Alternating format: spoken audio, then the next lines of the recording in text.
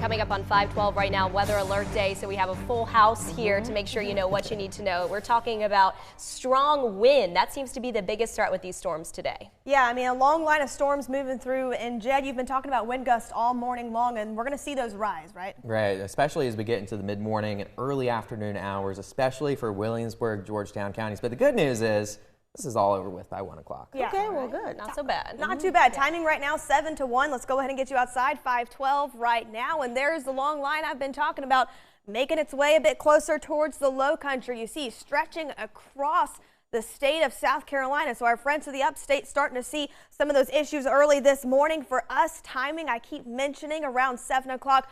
Starting to know some differences within our inland counties back near 95, Walterboro, St. George area. I know we have a severe thunderstorm watch for parts of South Carolina. For us, not under that watch just yet. I'll let you know if and when that changes. Any severe thunderstorm watch and or tornado watch, if that's issued around later this morning by 6 o'clock, we'll start to know a bit more. Weather alert day today, greatest threat, damaging winds. We've been talking about that. We always say each storm has its own sort of identity, right? We're really looking at high wind gusts with this cold front moving through with a small threat of tornadoes. Timing 7 a.m. to noon. As for rainfall, I know we're hoping for a lot of rainfall to help us out with some of the wildfires to our friends to the north of us near Myrtle Beach. Jed, Christoph will have more on that in a moment, but not a lot of rain because this thing is booking it. You notice by 3 and 4 o'clock, we could end up having a nice day here in the country. By 9 o'clock Thursday, we're certainly going to continue to stay dry, heading a bit closer towards the second half of your week. But I want to go ahead and get back home a bit closer. This is Storm Team 2 Vipercast in our area.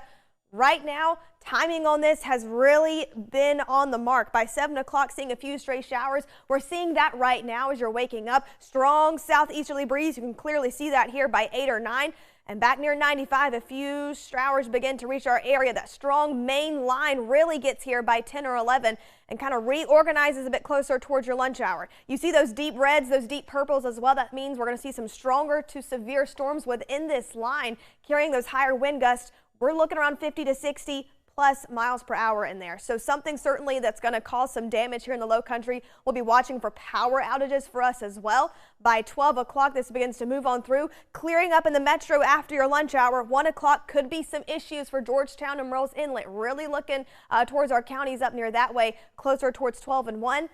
Then by 2 and 3, winds begin to shift. We're still going to be a bit breezy, but not going to be seeing any of those stronger storms. It's going to end up being bit of a second half of the day. Is going to be a bit sunny out there. So Skyview 2 Network, this is the Round Holiday in Riverview camera. What's happening right now is we're staying dry for the most part with current temperatures. It feels a lot different outside, right? The air feels different. We keep saying early this morning, AC was saying it's a bit eerie out there as it's kind of still to begin with, but wind gusts are going to rise as that front gets a bit closer towards us. Currently, this is what we're looking at right now to start off. So overall, let's go ahead and give you an hour by hour, kind of stack that up for you. By 12 o'clock, really, that's when things are going to be rocking and rolling for the metro.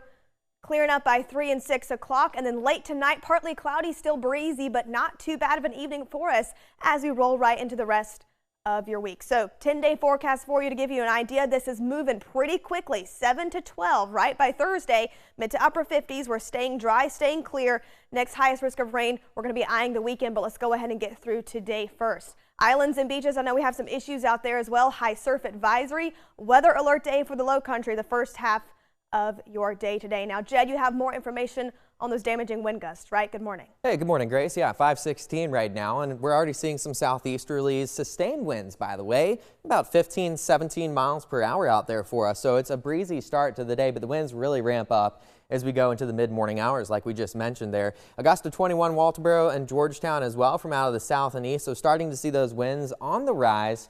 Like I said, we go through the next several hours. That's when they really start to get cranking. Here we are going later into the morning hours, so we can kind of highlight this around 8 in the morning now. We already have some wind gusts near 35, 40 miles per hour. This is well ahead of our actual line of thunderstorms. So we're talking winds out ahead of the line. This is just due to the pressure gradient. So we'll stay really breezy. Look at that, a gust of nearly 40 on Edisto as we get into those mid-morning hours. Fast forward a little further, 10, 11 a.m. You'll want to tune right back into News 2 at midday because that's when things are really starting to get rocking and rolling across the low country. At that point, the cold front will be just off to our north and west, and that squall line out ahead of it as well. I want to point out, though, that it's not just right here at home that our winds will actually impact us. In fact, out over the open Atlantic, really gusty winds, even stronger winds because there's no friction out over the Atlantic Ocean. So with those strong winds, those southeasterlies working over the Atlantic, well, that's developing a pretty nice fetch of swell out there. So that will create some really rough ocean conditions with large swell heights.